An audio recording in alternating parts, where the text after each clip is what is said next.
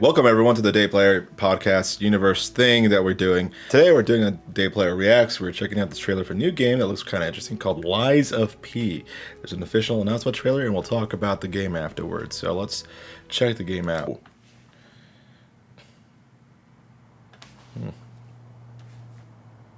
Round 8 Studio. Okay. These are all like different. I haven't really heard of these studios. I think it's South Korean studio. I could be wrong about that, but that's my guess.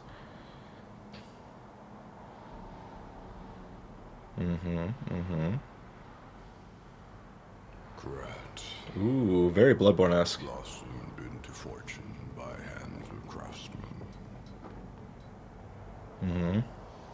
Truly, a beautiful city. Alright, guys, hop back. What Cool. use is prosperity against the impending doom that is the plague? Oh. Ugh.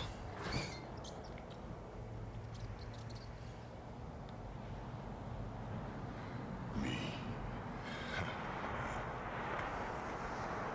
I too have fallen. Very anime-esque. In this graveyard, I must find it. That is my fate.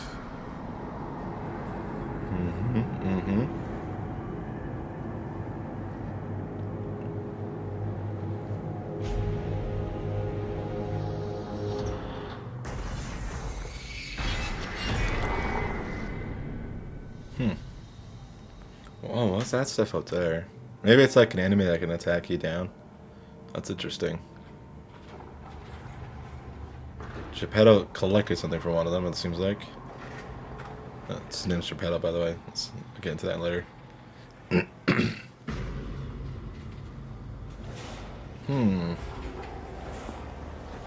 Fascinating. Got something in that suitcase there, though, boy. Wow,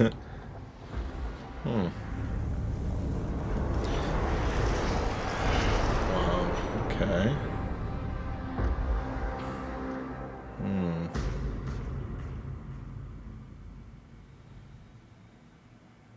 Wake up, son.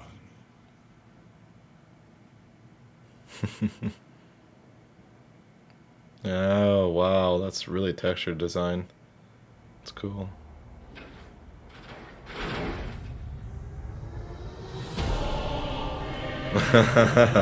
Nice. Lies of P. Looks pretty good. Looks pretty good. Looks pretty good. Your father proud. Make your father proud.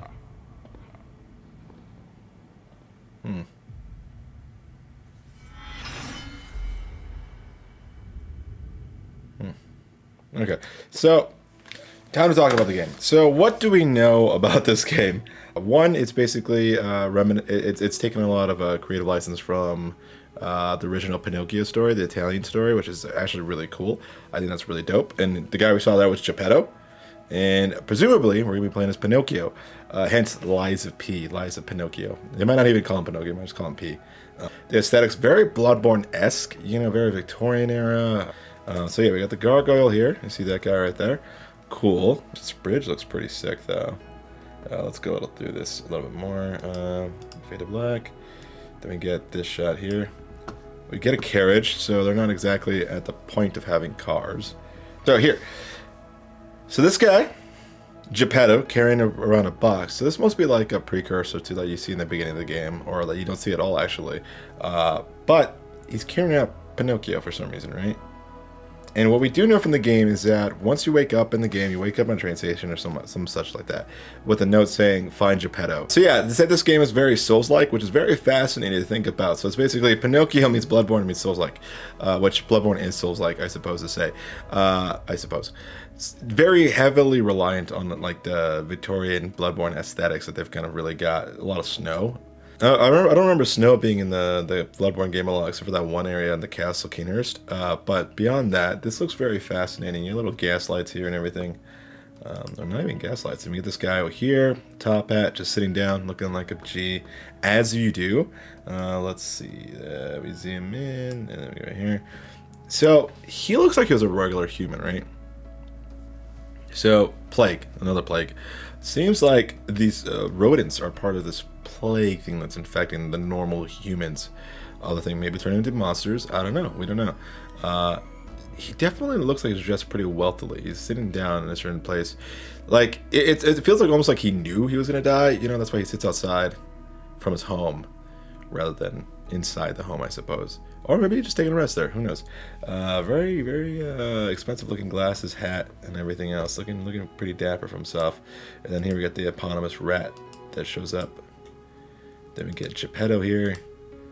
Nice little close-up of Geppetto. He's got the one eyeglass. Wow, that's very specific looking. Okay, let's see. What can we see?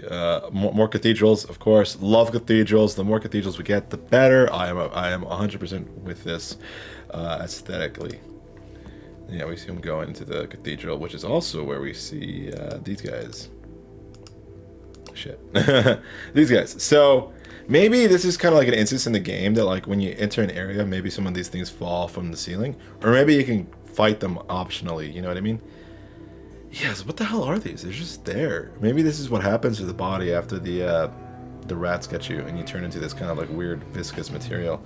It's kind of interesting. But then you see him working on this guy. I'm assuming Geppetto one shot at these guys all by himself because he's great. Very psyched to my energy there. Probably not. Okay, now here's a good shot of Pinocchio, his clothing. Okay, very Sekiro-like, you know, because Sekiro, he has the wooden arm that they can trade off and get some new kind of stuff. I assume that this might be similar to that, and maybe a Devil May Cry. I think it's not Dante. I think it's Virgil that has the mechanical arm too, so it might be within that realm of stuff.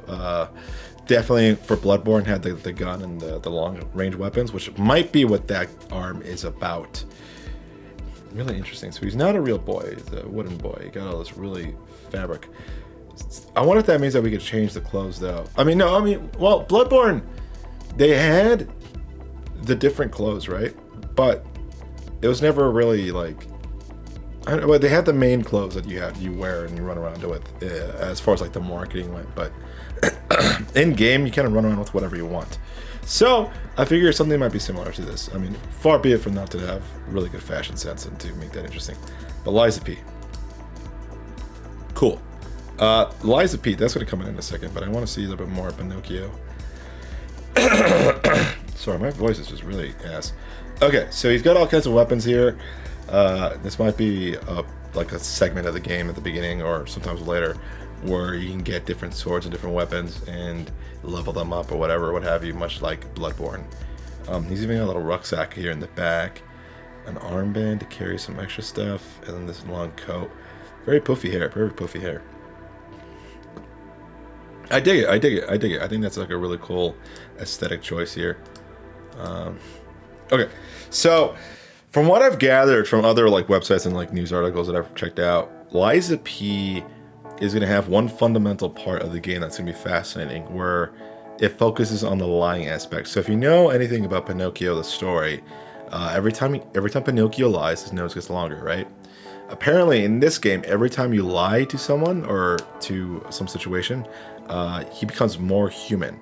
And there are positives and negatives to becoming more human. I'm assuming maybe more susceptible to the plague, or let's say poison kind of monsters, I bet. But then, you know, and then also just damage in general. But you might get more, whatever. So it's fascinating because it's like in Bloodborne or in Dark Souls, you can get hollowed out, right? If you die too much. You die too much, you lose your soul, and you gotta get it back. Bloodborne really doesn't have... But it's more akin to Dark Souls. So I wonder if their version of that is the inverse, lying, doing something negative, potentially negative. But who are you lying to? What kind of NPCs are we going to run to, or people that we're going to interact with? And apparently in the game they said that there's going to be procedural quests that you're going to go on that will be affected by how you lie, if you lie at all. So it's this cat, like, interesting kind of movement forward to something to see how that works. I'm intrigued. I wish I want to see how that works. I wish to see maybe there will be some kind of dialogue options, because if you don't have the option to lie to somebody, then that's not really much of a point, right? They said in this game there are multiple endings which will be affected by the choices you make in the game. I assume maybe some kind of like rough estimation of how many times you've lied versus like some lies being bigger, some lies being worse, and the accumulation percentage then equals what ending you get probably. So we'll see. I'm fascinated by this game. This game is very interesting to me, at least. I happen to be a really big fan of Bloodborne, so I really can't wait to get my hands on this. No gameplay yet, but that's fine. We got all this like really nice shoe, little mouse over there. So we'll see. A rat. I mean, we'll see how it goes. I heard that the game roughly looking at a 2023 release for the PC, PS5, and Xbox Series X and Series S, I think. It should be sick. Looking forward to it. Hope you guys are interested in that stuff too. If not, you know, it's all good. But what do you guys think is going to go on here? If I had a guess, I wonder if it'll be like a hub world type of situation, because like Bloodborne has the dream, and then from there you can pretty much bounce to wherever you need to go into the various connected world. But there was a lot of layering to that, and I expect a lot of layering to this. They're calling themselves a Souls-like game, so expect some layers, but also expect potentially a way to fast travel, which I would be interested to see what that might look like in this game. It depends on how much they try to stick to that. But I wonder how lies can make you more human. I guess what they're saying is that humans lie a lot. True.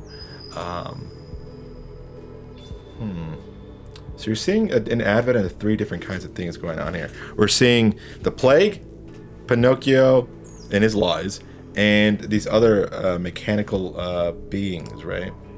The one that Geppetto takes out here. Jeez, man. Yeah. You got that guy right here. 3 eyes. So the real question is, and I saw some comments talking about this, so I thought I'd mention it. Some people are saying, hypothesizing that maybe what happened was these people created all these mechanical, machines to help them out or whatever in their daily life, right? And when the plague wiped out all those people, the machines didn't know what to do. So a lot of the game, you're going to be fighting either confused machines or machines that are enraged for whatever reason. Second hypothesis is that rich people, or the people who have money, were able to then download or move their brain or consciousness over to these machines that have gone crazy, thus went and killed everybody else. Or a combination of those 2 ideas, which I find the former more likely. Like, these aren't the people. These are machines created by the people that are now dead. I think that's the most likeliest of outcomes here. So I'm looking at looking at the image here. It's so fascinating to think about. Like, there's so many different choices and so many different permutations of which we can literally dissect this whole game from just the little that we have here. Literally, birds of a feather, definitely something that they're doing. Mechanical, looking like automatons. 3 eyes, that's going to be interesting. There's probably going to be some kind of like laser beam attack, if I had to guess. A lot of butterflies too, I see. Which could be, spitballing here, reminiscent of Pinocchio being in his larvae stage and then moving on as the game progresses into a butterfly, metaphorically speaking. And maybe not metaphorically speaking, maybe not literally, but figuratively, being a lot more, I don't know, butterfly-esque. Maybe you could fly at some point. I don't know. I don't think flying is going to be a thing. But, yeah, so we can make a few guesses here. Arm, definitely going to be like sidearm meets like maybe some traversal elements here. That'd be pretty cool. There's just a lot to go into and trying to unpack here that I think is very fascinating. But for the most part, yes, I think Pinocchio starts off as a larvae and kind of moves on and to become a beautiful butterfly, whether that means all machine or all human. I think that's definitely 2 different endings you can get. All machine is if you don't lie. Maybe there's a sense of integrity there that you keep, versus if you're human, it's kind of like you've lost that integrity of yourself. but now you're human, right? I don't know how lying more could turn you into a human, but there's got to be some kind of wishy-washy thing going on here. But I am fascinated. Can't wait to see more. Hopefully we see more stuff soon. If you like that coverage and you like me talking about it, yeah, give me a like, give me a follow, or subscribe. Leave a comment what you guys think is going to happen in this game. I find this game to be fascinating, and I can't wait to see more. I appreciate you all coming down, and I'll see you again on the Day Player universe. Later.